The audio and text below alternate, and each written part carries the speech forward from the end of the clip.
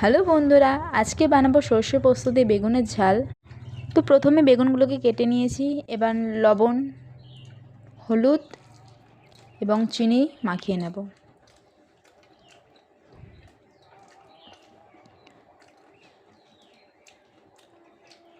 এবার কড়াইয়ে তেল দিয়ে বেগুনগুলোকে ভেজে নেব ভালো করে।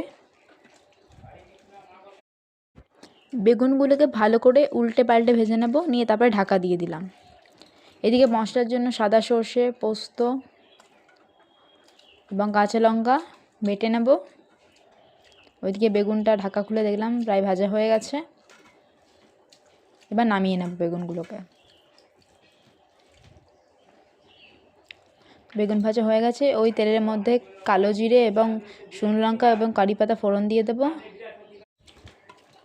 এবার ওই বাটা মশলাটা নিয়ে দিয়ে দেব কড়াইয়ের মধ্যে, নিয়ে হালকা নেড়ে চেড়ে নিয়ে এর মধ্যে হলুদ, শুকনো লঙ্কা গুঁড়ো দিয়ে আবার মিক্স করে নেব। তেলটা হালকা ছেড়ে গেলে এবার জল দিয়ে দেব পরিমাণ মতো, নিয়ে নেড়ে নেব। তারপর সামান্য লবণ দিয়ে আবার নেড়ে নেব।